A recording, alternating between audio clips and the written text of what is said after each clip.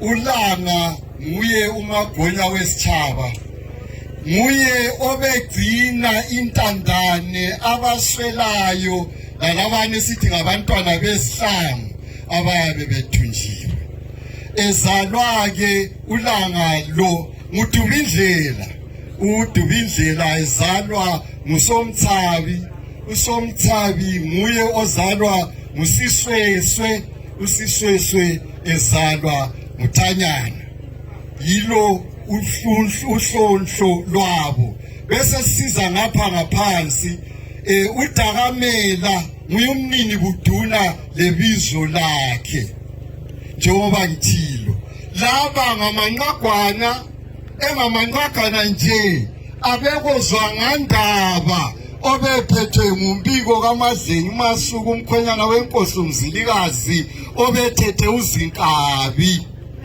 Bathe sebebheda besala ukuthi loBhengu lahlala esihlalweni wabangenela wabathaya.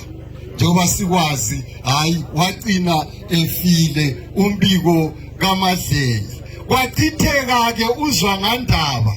Kulapho ke okungena khona ubabambeni abanye ngibona ukuthi abamqedisisi wahamba njani. Kwasekuthiwa lina bako zwangandaba ubunengi babo abanye babaleka baye South Africa, abanye kwathiwa ngenani kwamanye amaxiba. Ukungena emaxibeni ngesintu sakithi yikho kuthiwa ikucela imbuya.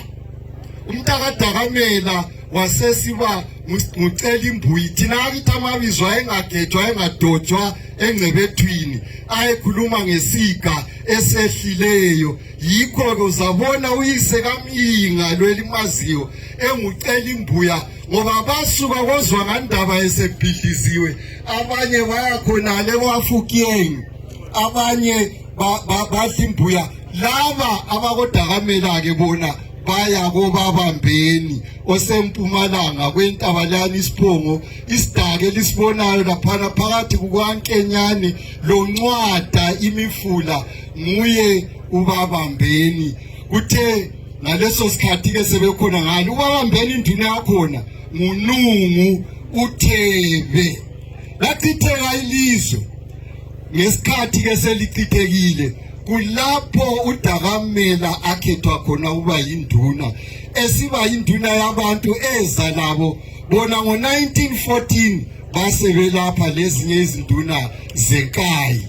Ngakho ke busuka khona phana kabalahlekanga nxa bethi bangubabambeni. Abantu babengabakabambeni bona benguzwangandaba okambiko kaMadlenya. Hayi kunenganiseke ukukhuluma isikhathi kasekho. Ngiyabonga Mahlabezulu.